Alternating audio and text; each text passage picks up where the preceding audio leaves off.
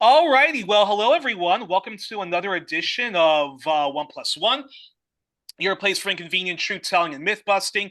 And on the program, we welcome back. He is one of my favorite black leftists to speak to and follow. He is a fan favorite of One Plus One, and that is Dr. Jared Ball of Africana and Media Studies at Morgan State University. He's a member of Black Liberation Media. He's co-editor of A Lie of Reinvention, Correcting Manning Marable's Malcolm X, and he's author of arguably one of the most important anti-capitalist books and one of the most important black leftism books, which is The Myth and Propaganda of Black Buying Power. Get both editions 1 and 2. And yes, he's also the host of his wonderful show and website. It even has a book with this title, I Mix What I Like. And let's welcome him, the fella cootie of independent journalism, Dr. Jared Ball. Jared, first off, welcome back to the program and Happy New Year.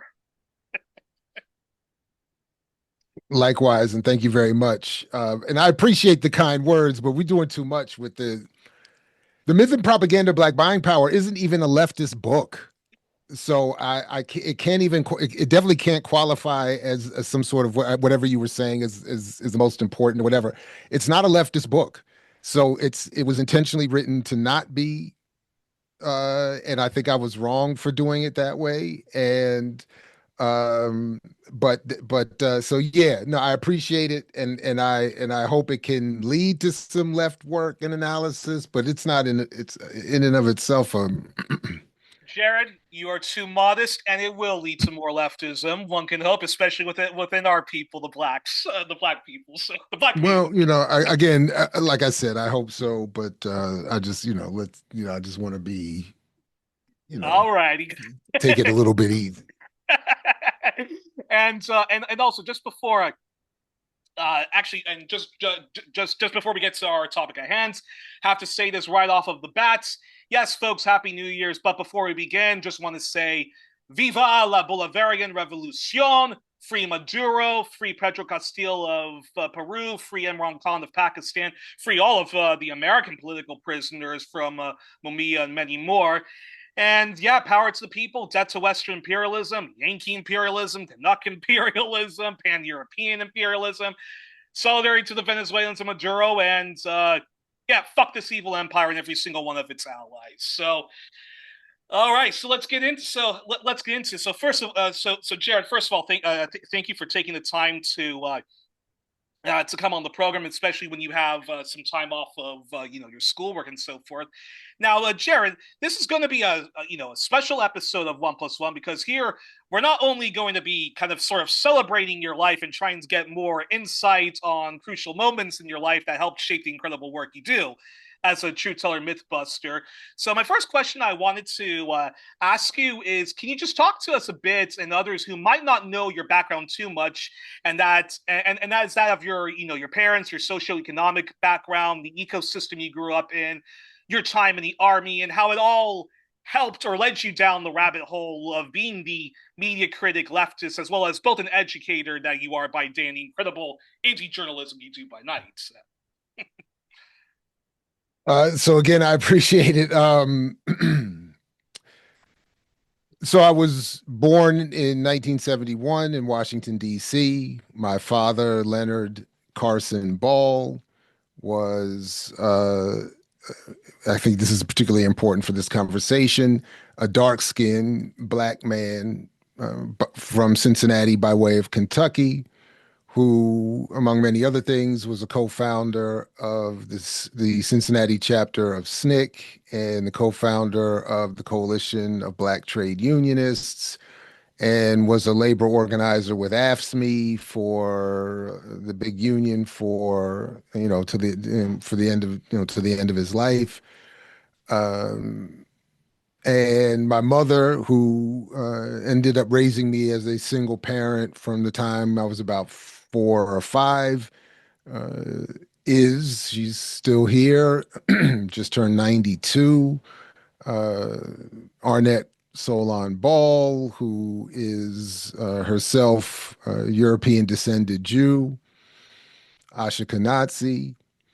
And by way, which I always think is interesting, though I don't know many details of the story, but um, as I often say, a lot of what I understand about my background is mythology, because at the end of the day, I was raised by my mother, primarily by ourselves, starting in DC and then moving out here to Columbia, Maryland, which is itself somewhat of a legendary planned community in Maryland, sort of right in between DC and Baltimore.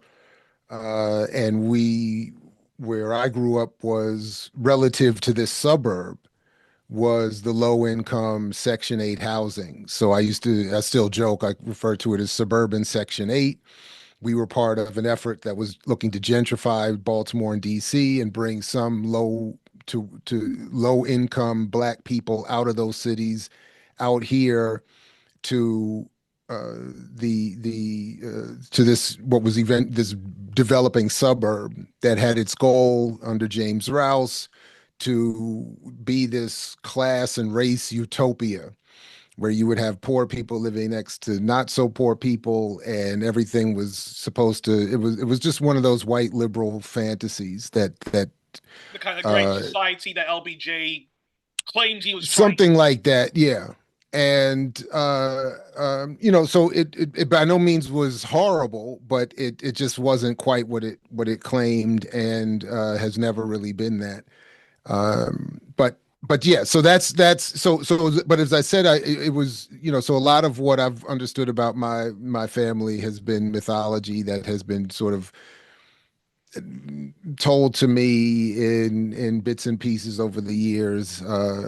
But what I do also like to say, as I started to mention a minute ago, was that my mother's mother was herself born as a Russian descended Jew in Palestine, and her family left Palestine in the late, somewhere around the turn of the century. And because they saw that what the Zionist project was evolving to be, did not like what they saw happening. They were not religious. And in fact, the way it was taught to me was that they felt that they had been tricked by the Zionist movement to emigrate out of Eastern Europe to populate that region. And then once they realized that this was turning into some hostile project, stealing the lands from Palestinians with whom they had no real problem. Because as it was reported to me, they were atheists and communists, and they got along well with the Arabs and didn't have any problem. And they weren't thinking that they were there to be part of what we now know Zionism to be. So I'm not justifying, or I'm just saying this is how the history with the mythology was told to me. I have no real experience with any. I met my grandmother, for a brief, when I was very, very young. But that's what it was told to me, and then it was described to me that my grandmother, who also was she, and there's even some old audio of this. She was a labor organizer in Brooklyn, and ended up working with the women, many of whom would die in the Triangle Shirtwaist Factory, the famous Triangle Shirtwaist Factory fire of, what was it, 1911, I think, or 17, somewhere around there. Yeah, yeah, But yeah. she was organizing with those women, and fortunately was not killed that day. But the point being so I just was raised around labor, communism, socialism, Black power, not as some orthodoxy, but just sort of in the background. And and then it didn't really sink in until well into young adulthood, because for a number of different reasons, I was just out here struggling and trying to figure things out and getting myself into a lot of trouble, which is how, by the way, I ended up in the Navy, not the Army. Which I Okay. describe as a 4-year sentence, because it came as the result of me trying to avoid what was being told to me was going to be a prison sentence. And I ended up again, serving for 4 years. And I think, like many people, particularly young Black and brown, a lot of Filipinos and poor whites, are conscripted through the poverty draft, as they call it, and then and a lot of it through legal, uh, you know, But what were you So anyway, I do, just as a shameless plug, if people really want to hear more, there's, I do have on my channel, I have my, I tell the full story of my military. I tell, you can hear an in-depth interview with my mother, talking about all of this and from her perspective that we recorded many years ago. And then, so there's, you can hear my brother and I, because it's also, I do think it's interesting that my father's first children, my late sister and my still alive older brother, half brother, half sister, or whatever, but they are, are and were very important figures within the Nation of Islam.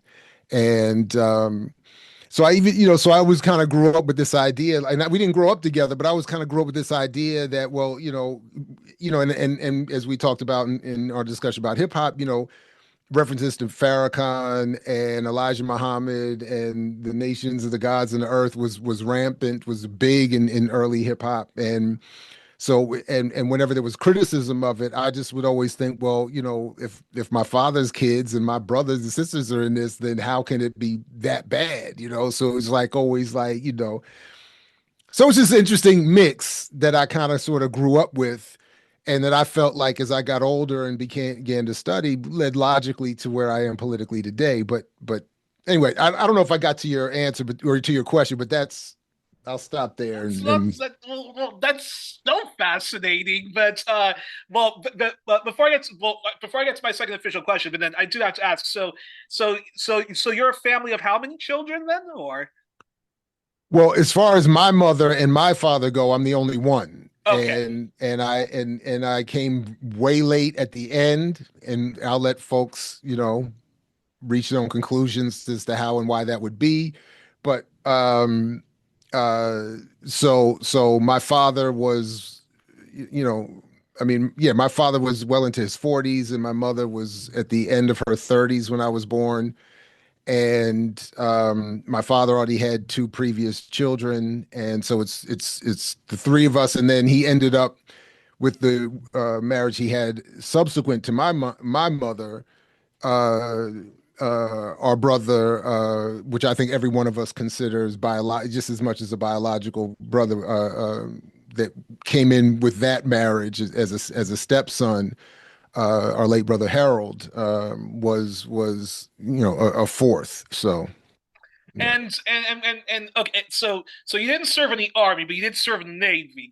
Yes. And did that lead you? It already sounds as if you were predisposed to being a leftist, but did that make you even more of a Oh radical? yeah, yeah. I mean, I, so yeah, I had, like, that's what I was saying. Like, I had this sort of, I don't know, kind of like ethereal foundation and background of leftist politics. There would be, I didn't read them yet, but I would see on the bookshelves, Malcolm, Fanon, Che, pictures of the Panthers. There's all, Lenin, Trotsky. I mean, all the, that's like labor unions, all the standard, people of my age when, we boycotted grapes, and we boycotted Chiquita banana, and like we supported all of the, I mean, hands across America. I mean, we did the whole joint, right? We did every, it was that kind of, and it wasn't like, again, it wasn't orthodox, but it was just in general, communism, socialism good, capitalism and fascism bad. It was like,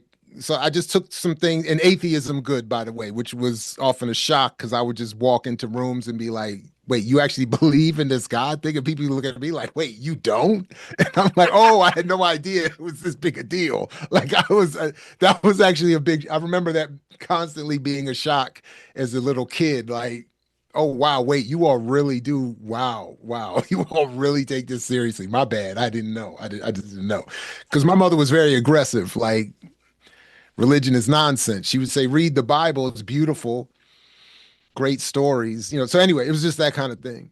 That's and But and but yeah, but the but you Navy decided the did, like, army the made you. Navy, those 4 years. I mean, I talk about them and think about them a lot. I mean, they had a massive impact and a radical change. And the person that I was when I came home, was very different. I was much more militant, much more. I had, I started reading, and I saw what the military machine does. I saw what real America was like, and I just was, okay, and I was like, okay, I need to make some adjustments. So when I came back, I mean, it was a massive, massive, and again, it was also something that was imposed on me as at the time what I understood to be the only alternative to a 3-year minimum prison sentence. So I was already looking at this as not with this kind of language, but starting to recognize, okay, there is a relationship between me going to prison and then me being sent over here to bomb Iraqis. And Okay, then so this was during the Desert Shield, Desert Storm. okay, so the early '90s then. Yeah. From 89 to 93. And I was there, so I was I was on the USS John F. Kennedy, which was a big time aircraft carrier. So we were constantly at sea, constantly doing what we're seeing happen now in Venezuela, which is why. In fact, the other day when they mentioned, when they started to announce that they were sending an aircraft carrier attack group into that area, it did kind of, send like shivers down my spine because I understand, I remember what that means. An aircraft carrier by itself is 6,000 people, 30 to 40 war aircraft, incredible amounts of firepower. It carries Marine detachments, SEALs, special forces, and then with it come submarines, fast frigates, destroyers. They come with a whole, because aircraft carriers are incredibly important. They're in fact, during a war, they're the safest place to be. During Desert Storm, I was incredibly safe because everything is designed to protect them. So other ships will literally sink themselves in defense of an aircraft carrier. They will not. So it's like, but they're bringing all this firepower to bear on this country, and it's like. And then I also saw, the mentality of the people involved. Like these are not brilliant thinking. It's like these are indoctrinated, propagandized nationalists, white mostly, but in many ways backwards and indoctrinated so-called others as well. Like a lot of people buy into this. And even if you don't, the point would be, and this is what I often found most impressive about the military, is that even for people like me who didn't buy in, it's going to happen anyway, and you're going to participate. So it really in that way I've always thought of Even it as if an even if you yeah. sorry to interrupt, No, that's good. Yeah, go ahead. but sort of what you're saying is even if you don't buy into America, fuck yeah, Doesn't matter. and all the patriotism and so forth, you're still part of it. You're still a cog in the wheel and so forth like Yeah, that. because I mean, the amount of people who actively resist and who have a certain consciousness around I'm not going to participate is infinitesimally small.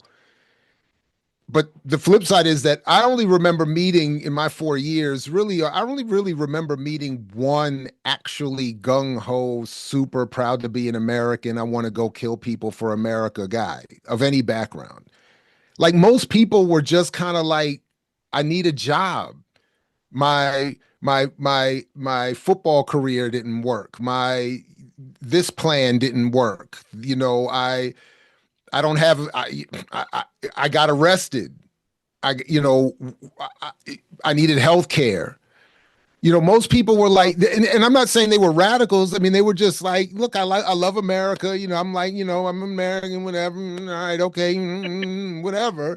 But this whole thing of like, I want to go fight a war and I want to go and like go get like nobody was, most everybody was like, man, I'm trying to get laid. I'm trying to drink. I'm trying to do my time and get out of here. I'm trying to, and this side, and then most of us don't really understand politics. Like when they told us we were going to Desert Shield, I was like, I don't know anything about Iraq. I don't know anything about Kuwait. I was like, I don't know. So I know, like the average sailor doesn't like they don't know anything about Venezuela. They don't know anything about Maduro or whoever the hell they want to install in it. They're not thinking like, ooh. And if anything, a lot of them were thinking, I'm trying to get as high off the drugs that they're trying to kill these boats for. Like there's a lot of dope in the military. Like that book, Fort Bragg Well, cartel well, that well, well, well, everybody's. well, the U.S., the CIA, they do run like organized crime. They are the biggest drug dealers in the world, And and I'm just talking about the average. I'm just talking about the rank and file people at the bottom who just are users. There was a tremendous amount of drug use among just the regular among us in the military. So I'm not even talking about people who are involved in some highfalutin dealing and you know transportation. It's just as users and consumers. So I mean, that's why when this Fort Bragg cartel book that everybody's talking about, a lot of people, which is fascinating. The book is crazy. It makes perfect sense to me.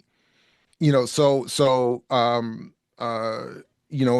guilty. Like I firsthand knowledge of this. So like like but but so my point is that the average person involved is not aware. They're not thinking in the way Fox News or Hegseth. They're not, they're not thinking like that. They're thinking, I mean, I mean, I'm sure it's just some a job like racism, anything else. And and I'm sure there's some people saying stuff about getting the drug dealers and the, whatever anti-Latin American sentiments and all this, the whatever and all the illegal. I'm not saying, again, I'm not trying to say that these are like decent human beings. Like the way I always felt like I was losing my humanity when and why I wanted to get out.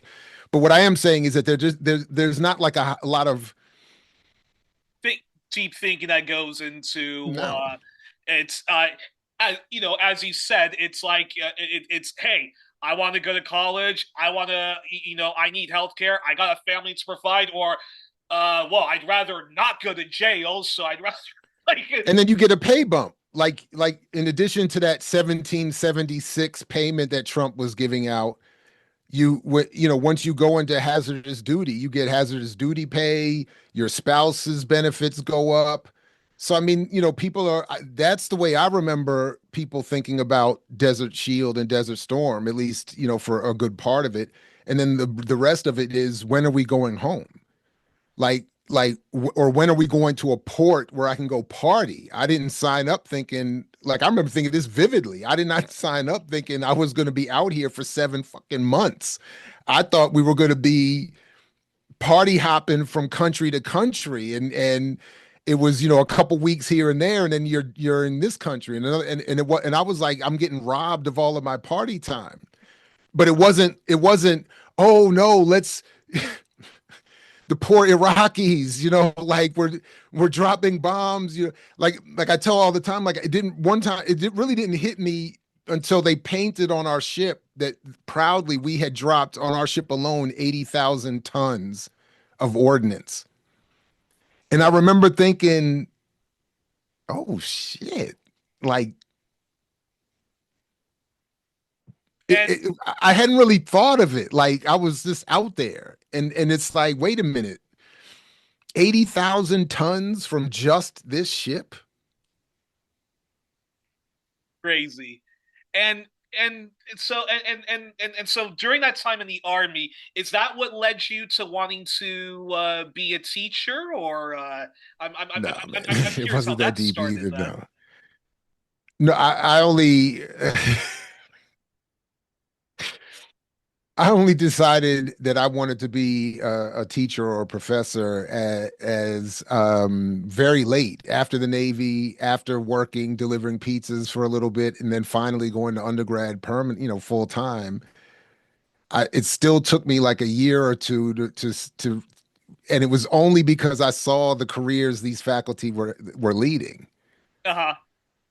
And I was thinking of all the things I could legitimately see myself doing. This is something, because I didn't really want to work anymore. I didn't want to, I didn't want to have a real job and work hard. And I was like, they get, they get summers off and winters off, and they come in here and talk about books. And And that seemed very attractive, I was very attractive like, for you, right? I was like, because yeah, I just knew, because in the Navy, I mean, all the jokes aside, it was, relative to my life, it was hard work. I mean, it was a lot of, I mean, menial work, a lot of dishes and mopping and painting and chipping paint and buffing floors and carrying I mean, it was just a lot of that kind of stuff. And I was like, I don't want to, I don't want to. And then, bartending and delivering pizza and yeah, I was like, this is too much. This is too much work. So wait, so And you're saying I can keep going to grad school, stay, just go into massive debt, which at the time I did not care about, which looking back was a mistake. But I was like, I don't, so I can just go into debt, stay in school, not have to work, and I just have to read and write a little bit, and then I get these degrees, and then I can go and teach, and then I'm off in the summer, and I'm like, and I was at the time I'm looking at faculty that weren't teaching a 4-4 course load that I have now. They're teaching 2, 3, 1. And I'm like, sounds good to me. Well, that's I find that very interesting. I find that just very interesting and very fascinating. look, I'm not gonna lie. Like I do. So now I will say I was right. I think I am good at my job. I think this was where I was supposed to end up. It makes perfect sense. My initial plans of becoming a pro football player, and then yeah, I had a wild. It was ridiculous, and I never even got on the field. But and then doing sports radio, like I thought I would do that. Like sports journalism or something like that. I was like, I can't. Politically, it became untenable. I was like, what kind of where? I was like, I don't. This is not how I want to talk about sports. So that's what I'm saying. So I love teaching. Once the door, I love being in the classroom. I love working with students. So that part is, but why I ended up there, I was like, man, this is a hustle. This is as good as it's going to get. I can't. For me, what else can I do? But I gotta ask you this question. So all of that's fascinating, and then I have to ask you this question because now hip hop is a music that you love, or it's a music that you certainly have a love hate relationship with. And it's a music that you give incredible analysis of. And one reason I was drawn to you, and a fan of the show, Veronica, told me you should get Jared Ball on your program. And then I remember watching some interviews you did on Malcolm X, some other stuff on hip hop, and some stuff on smashing black capitalism. And I can listen to you talk about all of those topics for more than 48 hours and so forth.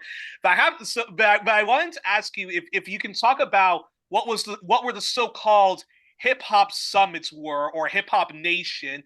What is even a hip hop activist, and how were you and a longtime friend of yours, a Latinx woman from Puerto Rico, Rosa Clemente, who was a Green Party VP to Cynthia McKinney, and other leftists from the Black and Latinx community? What was your relation to all of that, which are still part of your daily media criticisms and Black leftism? You and hip hop, the hip hop summits, and hip hop. Yeah, I mean, so just to be clear, like I love hip hop. But again, I love it with what I think is a better understanding of the contradiction that produced it. So as Frantz Fanon has pointed out and others, jazz and blues you can love them, they're great, but without slavery and colonization, we don't have those art forms. And I think that if we understood better, which became sort of my argument to this day, if we had understood better during my generation, or if those who had understood better were given better access to platforms and outlets, which is probably a better way of putting it, we could have had more substantive and maybe preventative conversations about what happens because those processes are still ongoing. So the colonization that produced Black America is still happening. So the idea that my generation ended up helping to produce and promote, that this art form was in and of itself going to lead us into some new levels of liberation, that was always going to be fantasy. And that has always been my relationship to that, all of that, that I found it, I struggled and respectfully resisted. And again, so first of all, let me just be clear. I don't want to act like I was having some meaningful impact. I was not there. There are levels to this. Rosa, for instance, was at another level of activism and involvement. So I'm just talking about relative to my small corner of this argument or whatever. But my argument has always been that hip hop as an identity and as a nation needed to be criticized. One, because I felt like it was an attempt to erase black people and to derace the cultural expression. That is to take it out of its historical, racial, cultural, political context and to just say we're all hip hop now. And people like KRS and everybody was saying, I'm not black. I'm well. He wasn't. I was actually going into one of his verses. He wasn't saying that I'm red, I'm black, I'm brown, I'm from the boogie. He wasn't doing. That's not what I meant. But he was saying I am hip hop, and he was embracing this idea and promoting this idea. And many people were saying I am hip hop, and we are hip hop, and we are a hip hop nation. And I was just always uncomfortable with that. But what does that mean? And where do black people fit into this? If it's clearly a black originating, and we can call it black Pan-African, I am a Pan-African, so I'm fine with that. But let's not take it out of that context and just have everybody calling themselves hip hop. And then what does that mean? And then if it is a hip hop nation, it's certainly an internally colonized nation. So then we need to operate on that basis. So if I'm ready to concede the identity of hip hop to that label, then we can't at least lose sight of the political relationship we have to this society. And I felt like all of that was just getting lost. And I think I ended up, looking back, have been proven largely correct. Because just quickly, the co-optation takes. But what were these things like the hip hop summits, which I believe you went to some of them? Mhm, Wise Intelligence, your friend Rosa Clemente, mhm. who I mentioned, So, but this was my point. So at the well, so there's been a number of summits and what so I don't know. So for instance, one of the ones that I end up talking about a lot was the 2004 Hip Hop Political Convention in Newark, where, as I simplified and overly simplified, the overwhelming message was vote for John Kerry. And I was like, this is sort of my point. This but the hip is. hop, but the hip hop summits. So were these sort of conventions were rap artists themselves from either major labels or indie labels would come and discuss how hip hop can contribute more positively to the black community and Latino communities, and then hip hop activists such as yourself and Rosa Clemente, who have long been media critics, and I believe I'm going to ask you about your time in journalism and independent journalism before Well, BLM. the, So is that when so you all would just sort of get together to talk about how hip hop could be more of a positive influence in the community? yeah, I mean About the idea was, and that convention was Rosa Clemente, Derica Blackman, and the world oh segment. man, no. It was because it was women who put it together, and I'm seeing her, and I'm oh, this is such the deaf professor, and I've just blanked on her name. This is so embarrassing. No Um, problem. So voices like that, and then they would. that's irritating. Yeah, but they were so people coming out of grassroots organizing, some of what would now be the organizing the nonprofit community, some artists themselves, and others would come together to put all of these Dawn Alicia Fisher. Goodness gracious. Dawn Alyssa Fisher. Sorry, the deaf professor. I knew I was the other sister involved with that.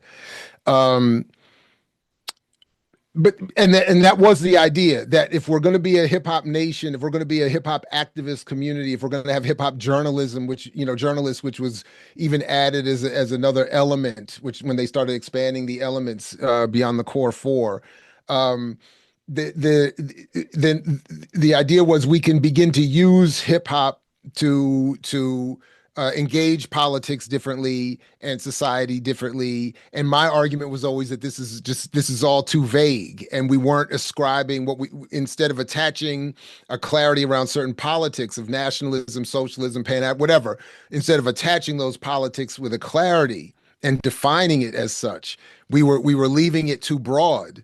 And we left room for because then you had the hip hop Republicans, and you would have, yeah. Oh yeah, yeah, and then Okay. you would have, liberal, what I would consider to be more liberal grifters, and you would have the nonprofit world where money started coming in and saying, "Oh, if you put hip hop on it, we'll fund it." And then people like, "We're going to use hip hop to teach math, and we're going to use hip hop to do this, and use hip hop to do that." And I kept saying, but at no point is it ever being used to redistribute wealth. It's not, resources. There's nobody getting political power out of this.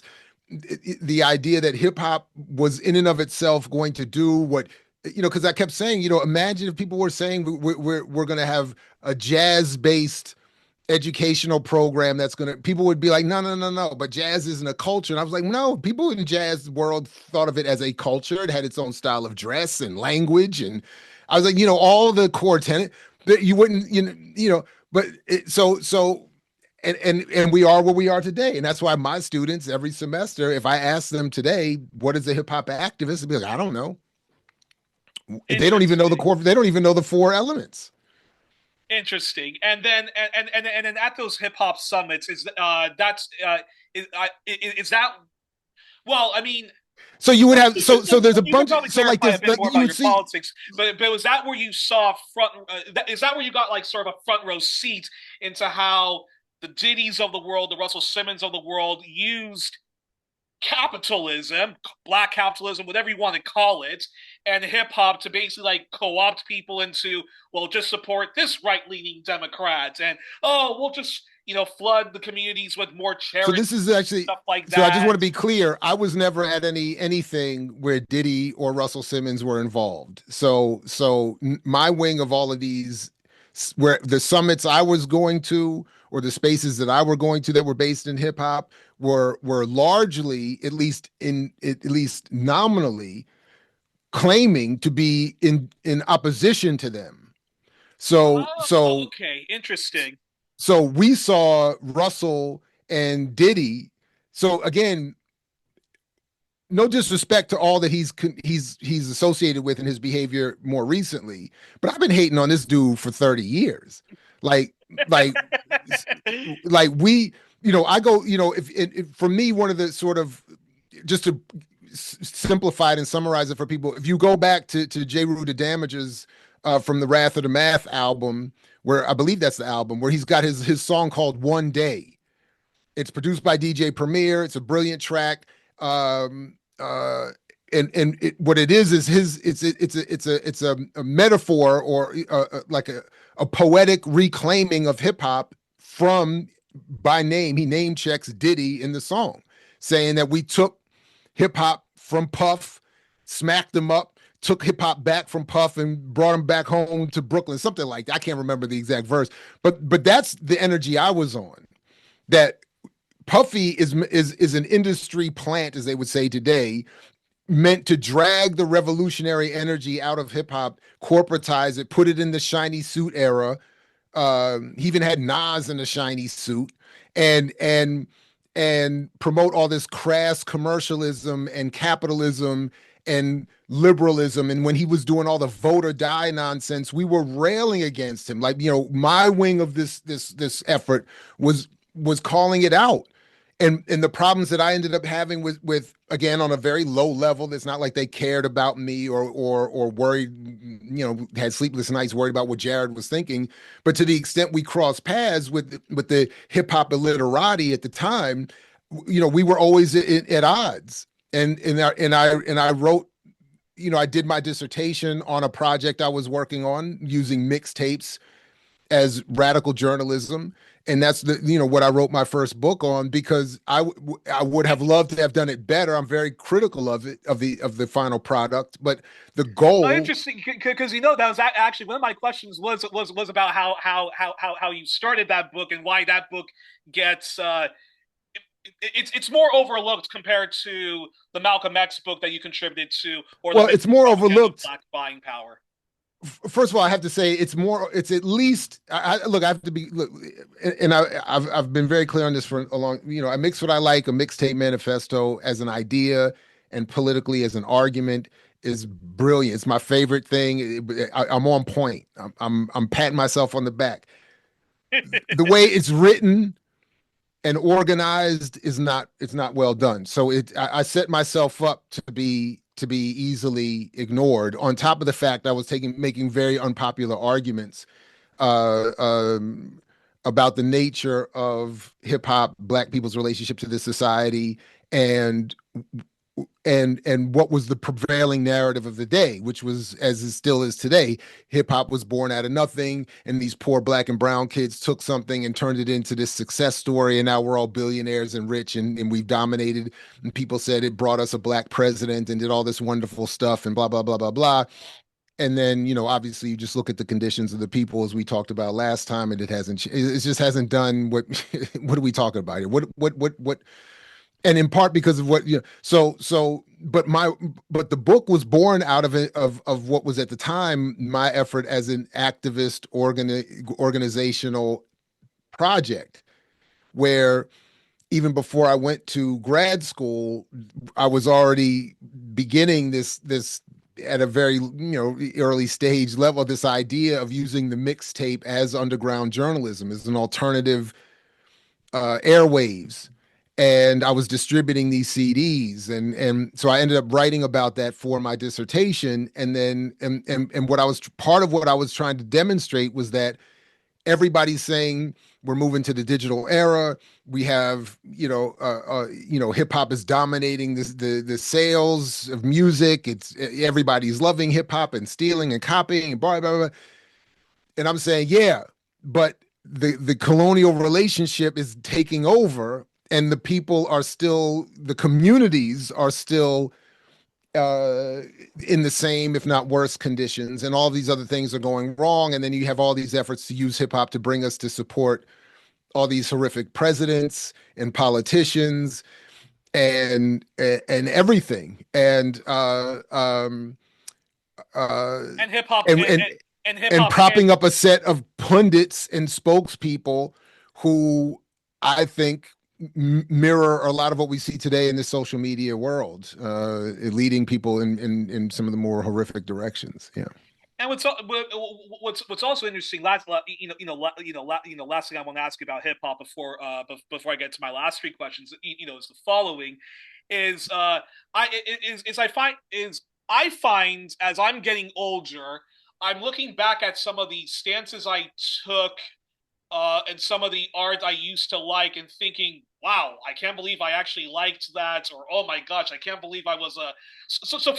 For example, used to be a fan of South Park, and then looking back, I realized how much grotesque the far right politics and and it was a sort of an animated alt right cartoon.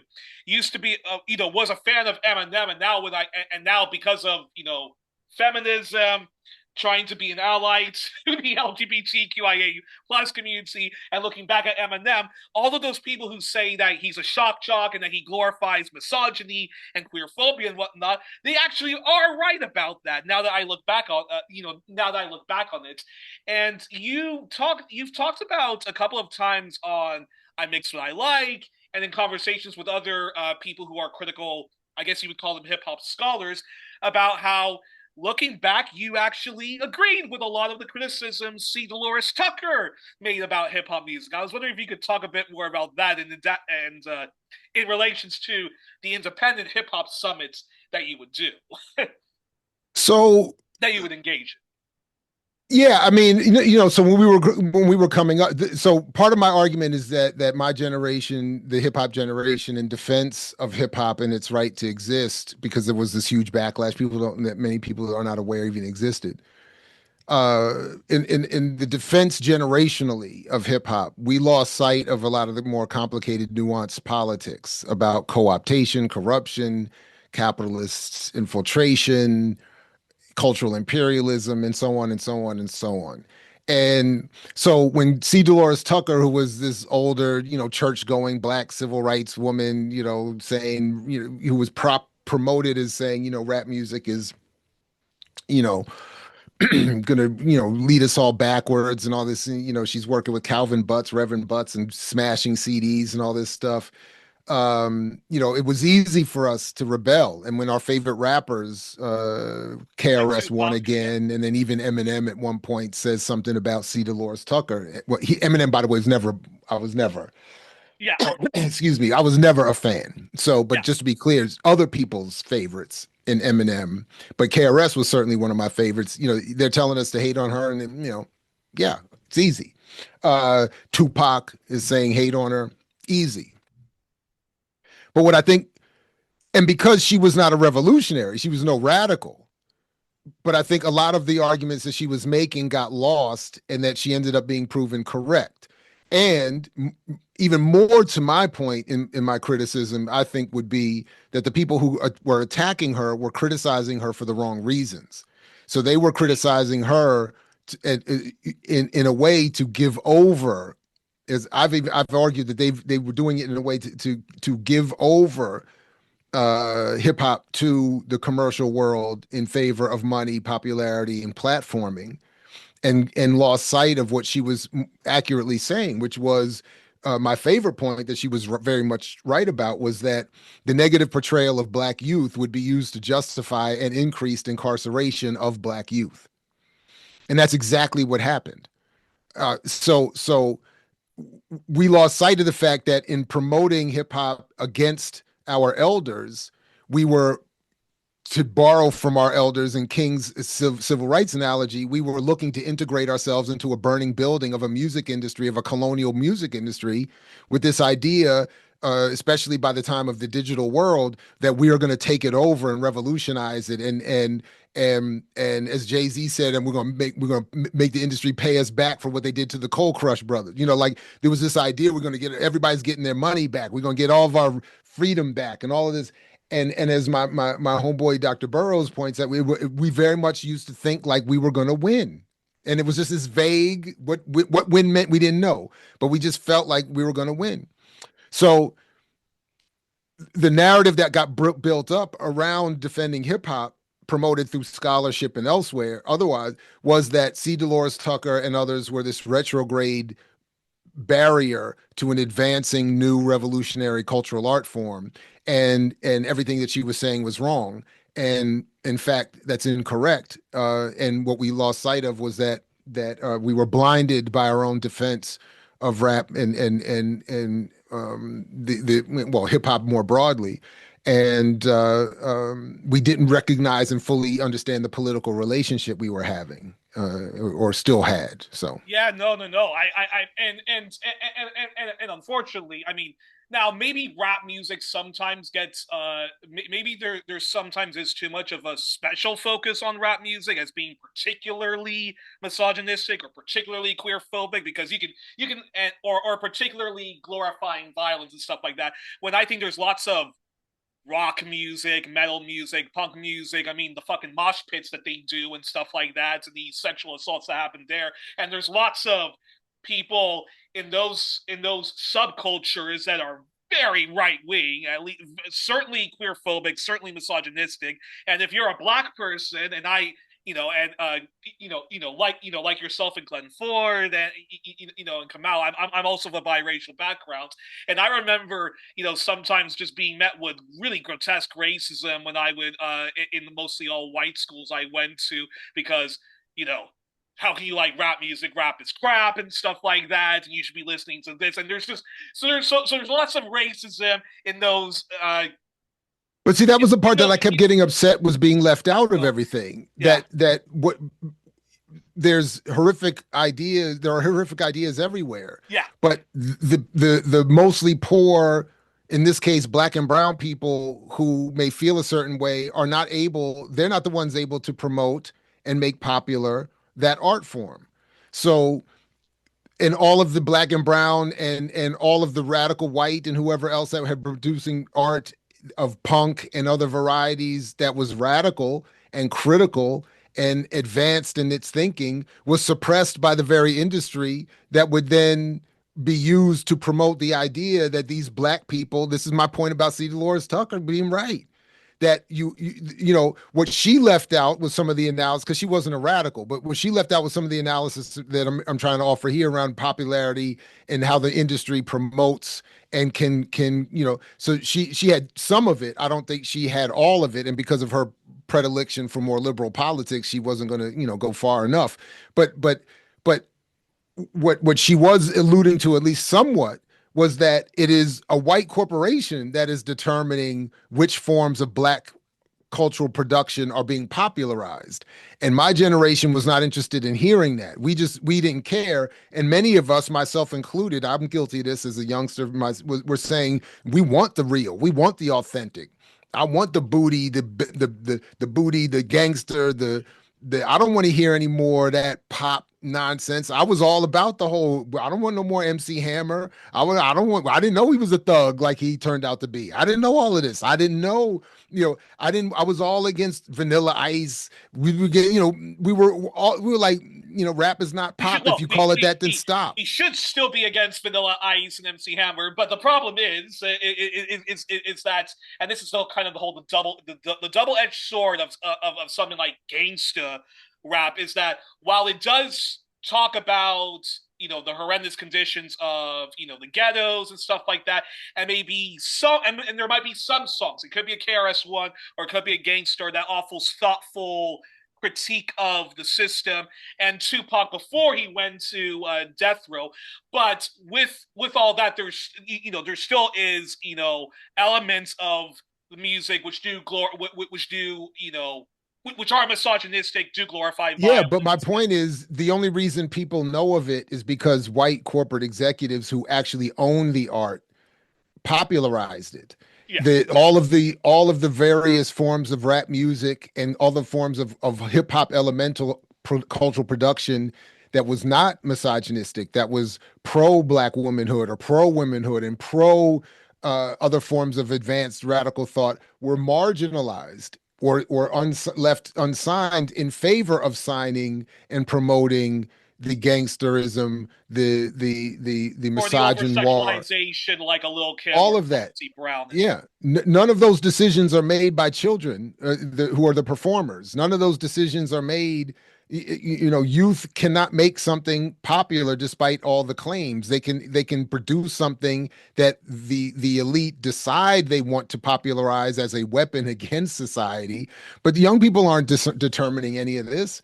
So the idea that people in full control of the means of production and the means of mental production could somehow lose control in the face of these poor black and brown kids coming out of nowhere is ridiculous. It's ridiculous. And some of us happen to remember and have learned about and even spent our time, when I was younger, paying. In fact, that was the point of the mixtape radio project. It was a regular collection of all this great forms of music that was never making it to the radio, and it had all this great political content that everybody wanted to act like nobody in rap was making. And it wasn't just me, obviously, but some of us were out here trying to say, no, there's all this great art that you can't hear because they want to promote Diddy. And now, again, they're promoting Diddy. And now you've been a long time, you've been a long time radio show host for, left leaning and leftist media. And I believe you worked at a local WBAI Pacifica network, did you?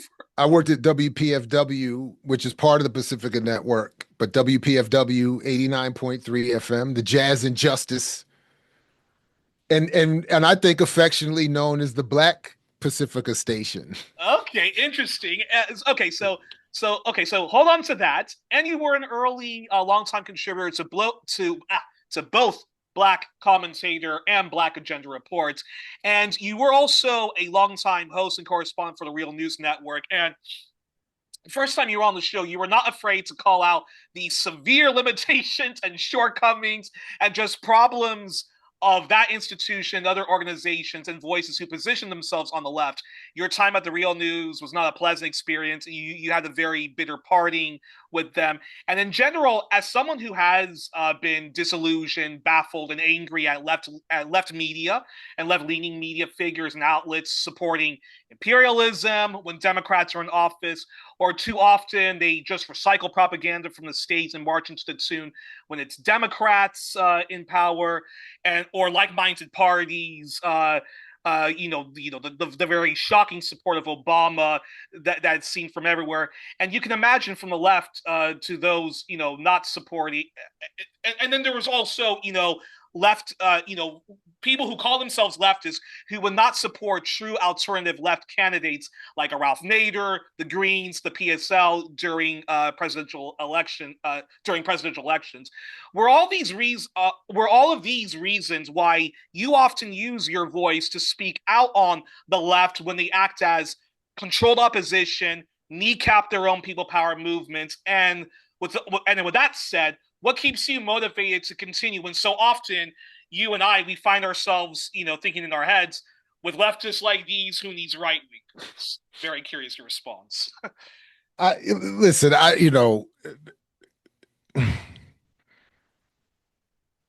what inspires it initially, probably honestly, what inspires it is just a general, I don't know, chemical, biological personality makeup that I don't, I know how it sounds when I hear other people say it, so, but it just when something is, I was raised to call out what I see a contradiction in, and I can't always help myself from doing it, and even when I think I should. So that's part of it. Part of it is also that I consider the foundation of my political analysis, broadly speaking, a Black radical tradition, and there is a long tradition of a particular analysis and critique for the white left.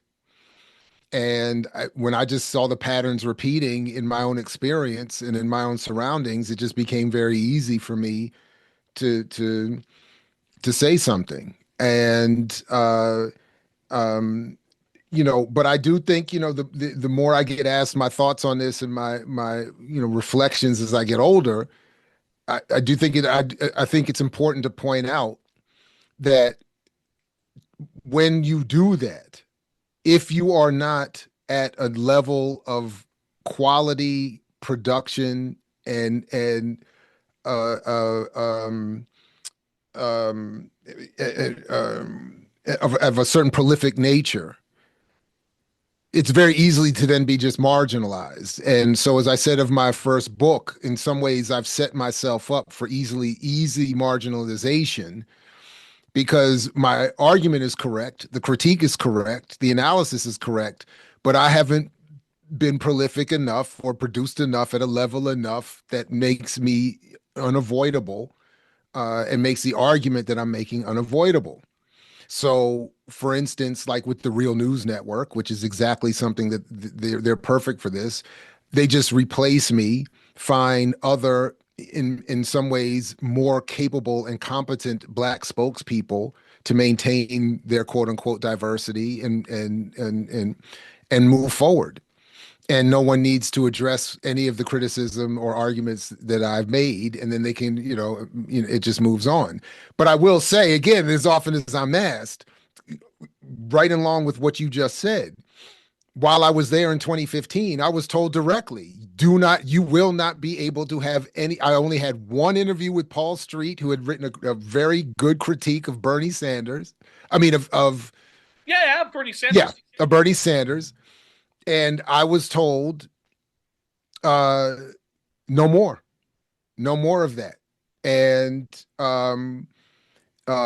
in fact, uh, wait, do I have that right? Yeah, yeah.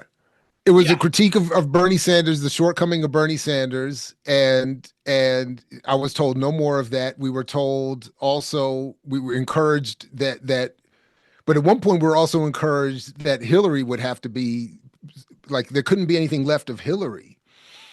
But definitely there could be no critique of Bernie or anything left of the Democratic Party. And that I was just like this this is crazy. Um uh yeah, anyway. but, Yeah. that being said, and of course, your radical leftism, and being part of First Black Commentator, and then for a while Black Agenda Reports, and then Black Liberation Media. I mean, you're often critical, rightly critical, of what we call the left, the broad left, even sometimes the more radical left, for sometimes acting as controlled opposition, kneecapping their own movements, not propping up voices they should be propping up, like when it's Cynthia McKinney running for office, or it could be or it could be Dr. Jill Stein running for office, and so so that being said, I just wonder how what keeps you motivated to even to even want to continue on when when it is it's again, it's like with leftists like these, who needs right wingers? You know, some of it is just admittedly again, I mean, it's just a personal thing. It's cathartic. It's therapeutic to just voice even, again, when I was just doing pirate radio and we didn't have, 10 listeners.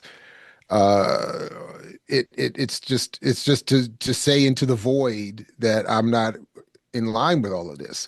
Some of the motivation comes from the good work I see other people doing that Mm, doesn't get any attention. And again, as I've told people, when I ask them to interview for an interview or whatever, I tell them, look, my platform isn't going to make you famous, but it may reach someone who could be of some help to your effort. And that's all so that's what motivates me. That there's all these good ideas and analyses and arguments and music that yeah. is out here, and then we're forced to be dealing with this nonsense, and again, musically, politically, and otherwise. So that's what's always motivated me, but I admit that a lot of it is just personally, it's gives me an excuse to but no, yeah, somebody puts out a great track. I mean, when I was more plugged into grassroots movements and hip hop and all that, somebody makes a great track and it's like it's never going to be on the radio, and it's better than everything that's ever been on the radio. And it's super frustrating. So, you know what? I'm going to do some commentary, put some beats under it. I'm going to do a little mix, though I've never been a DJ. I'm going to put it on a CD. I'm going to distribute it for free, and just be like, fuck it. Just cuz I did, just because. Uh But then I have to ask you this, which is again, how do you continue to stay motivated and want to build a better world when sometimes you experience the kind of mistreatment you get from fellow comrades, friends in the people power movements? I saw on your own YouTube channel tributes you made to Glen Ford when he passed away, but you weren't shy to talk about how Glen, did some very shady acts to you, despite longtime collaborations, both of you part of the same people power movements. And I often find myself struggling when people, you think you're like-minded to them, you show respect, you get along with them, and then they just, shun you, they don't prop up your work. but they'll gravitate and go out of their way to share, with the whole world. Look, I was on such and such a programs, but often that doesn't happen, with me on 1+1. And for me, it takes great strength and a lot of like mental effort to just rise above that and go keep calm and carry on.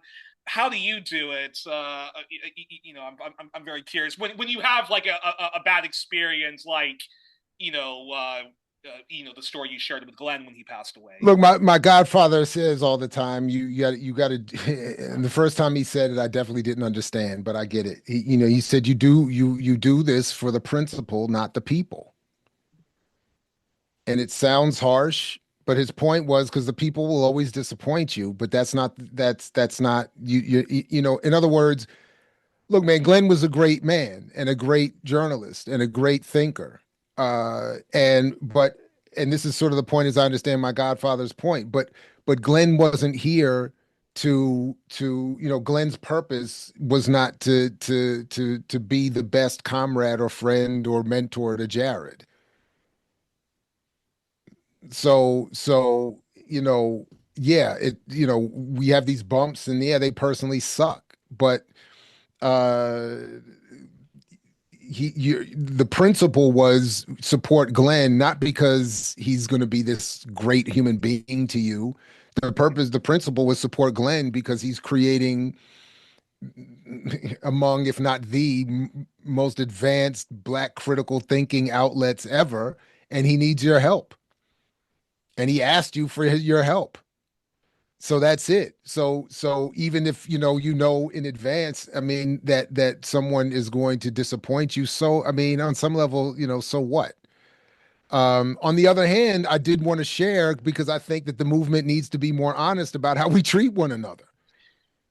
And this whole idea, even just to contradict what I just said, is that this whole idea that everything should be forgiven because we're doing it for the sake of the struggle is bullshit and is an excuse for people getting away with being unprincipled, which I think does undermine the movement. If you don't have to treat me well because, you just want to be a nice guy to Jared, but you should want to treat me well because I'm being a good comrade to you.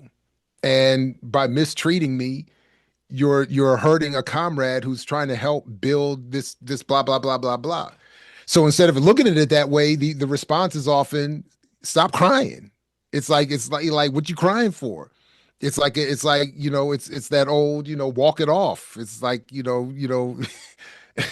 you if there's no blood and no exposed bone, you just keep going. Like, what are you complaining for? And it's like, but they just did this wild shit to me.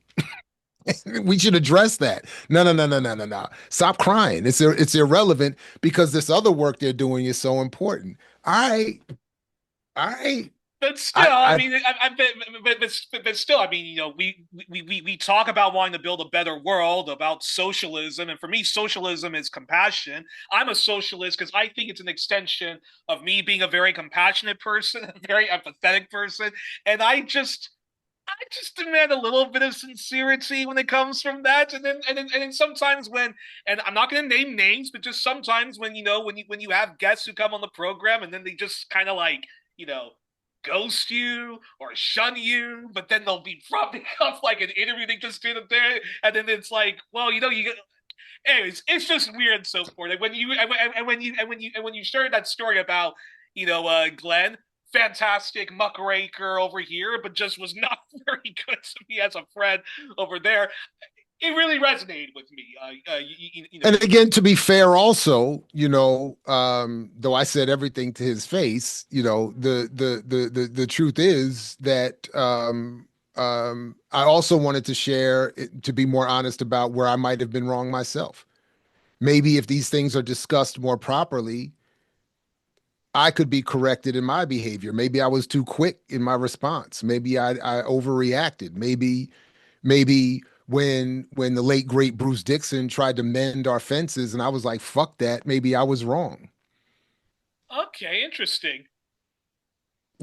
So like, but because we never have these conversations and because people just get cut off and marginalized and you know uh left out, we don't have any of these discussions. And for me with Glenn, it's in many ways the perfect example because um not only did I know him well for a long time, and not only because I said all of this to him directly, repeatedly, but he is also well known enough, rightfully so, by people who don't know him nearly as well as I did. So uh yeah, so Yeah, anyway, so that's why I don't have so that's why I thought and I'm always compelled to be very honest about that. And as he was honest about James Brown, as when James died, and you know but James Brown was a right wing asshole, and Glenn is supposed to be a leftist. But yeah, but the point, but the point still, the parallel that I was drawing at least was still true, that to the world of black radio and to music, James Brown was still as important and still seen by others as important as Glenn is and should be to black journalism and activism. And yet in each case, there were flaws. So, and as I said, when I saw Glenn say, "Well, I'm gonna call him an asshole now that he's dead," I'd be like, well, Glenn, well, you know, and but all within a context. So, as I also said, much more important than any of, and I do feel like, again, to re-contradict myself, I do think at the end of the day, what I feel like I dealt with him is maybe not entirely irrelevant, but it certainly is not at all meaningful in the full context of Glenn Ford's life and his contribution to this struggle. So I'm not ever trying to confuse the issue. I was just trying to quickly point out, and because it hurt, yeah, like this does happen. And if someone as great as Glenn can do this to someone as I would like to think at least is, somewhat decent in this movement as me, and nobody ever deals with it, then what the hell else is going on out here? And frankly, we know there's a lot of what frankly people call fuck shit going on out here that people get away with because of just what I'm describing. We don't want to confront them. We don't want to get marginalized because we do confront them. We don't want to deal with the backlash of other publicly stated lies and all this other kind of stuff. We don't want to go through the drama of online drama or any other number of reasons, or we get bullied into submission. Because there's a lot of fake tough people who come into these activist spaces and enact all their tough guy fantasies and in spaces where they can get away with it because they know most of us aren't gonna, but it never gets dealt with. and then that leads to awful things like the huge fallout that happened with that Rage Against the War Machine, and when Jacqueline Luqman rightly was calling out the white left for this ridiculous left-right alliance that everybody keeps that everybody's obsessed with. And look, I mean, like, I don't mind if people look. I don't. Well, I don't want to get too much deep into that. And look, But the thing is, I got to wrap this up. I'm sorry, I do have to wrap this up.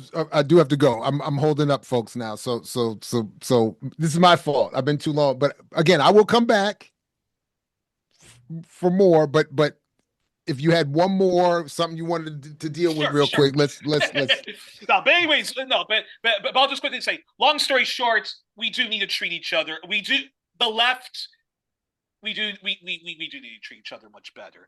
Okay, but then okay, so last question then I wanted to okay, so last question I wanted to ask you is of this. Well, is Jared, where do you get your gift of speaking so clearly, of having listeners really engaged when you speak? And I have to ask that question.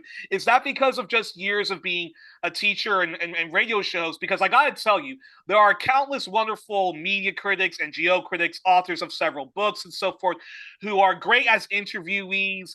And if you ask them to do a presentation on such and such a topic, they'll do it. And people who write great articles. And sometimes these same people, I can't watch them if they just record themselves and are just, speaking on whatever topic that they are deconstructing and so forth.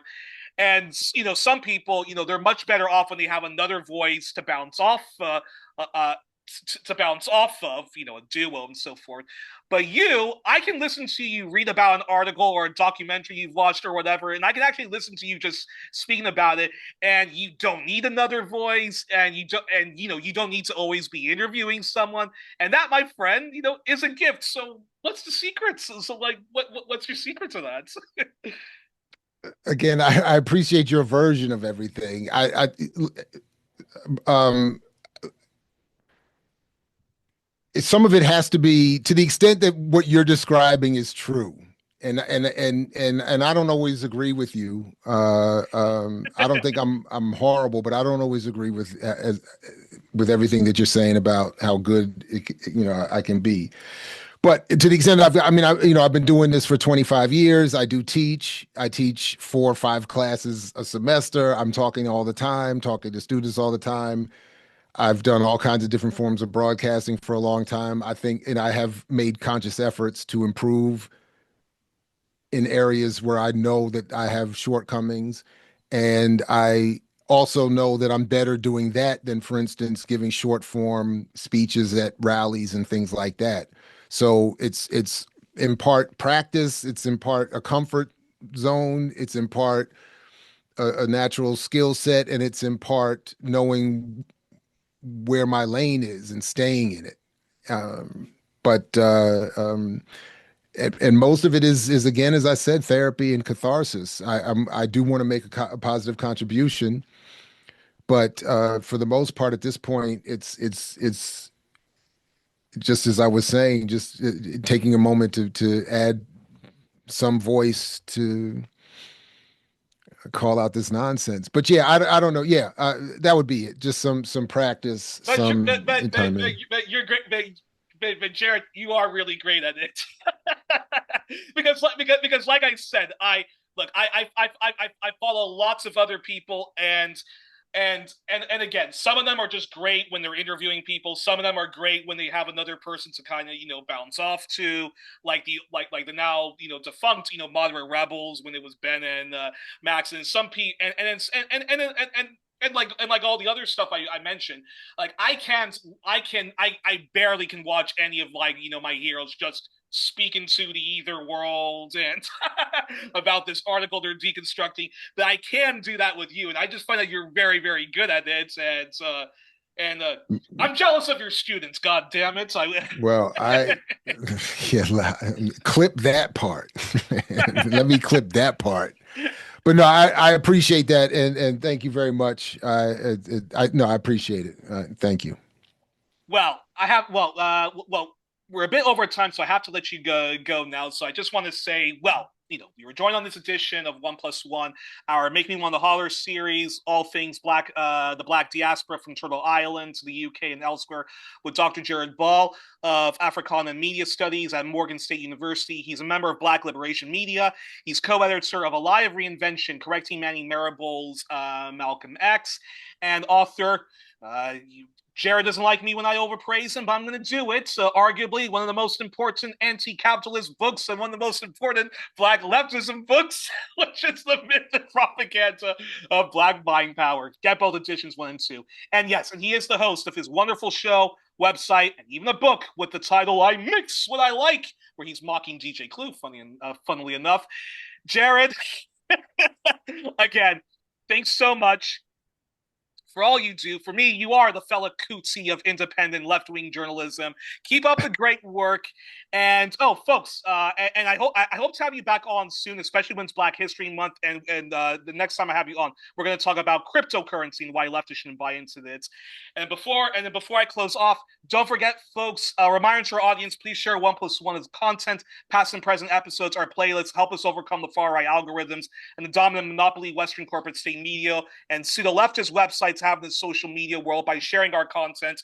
Share us across social media and email, and please donate if you can to One Plus One at our PayPal. And if people are having troubles and would prefer another form of payment, then email me at yurispower at Gmail. And sometimes Facebook blocks my ability to share One Plus One. So again, please share it widely. It helps the show immensely, and it's our only way of overcoming colonial, pro-imperialist, sexist, heteronormative, and racist media. Until then, Jared, thank you so much. And if people want to, and people should watch my first interview with Jared, where we did the Inside the Actor Studio questionnaires. So that would be another way to good way to wrap up. But until then, Jared, all my best and solidarity to Venezuela. And Jared, close us off with how you often do.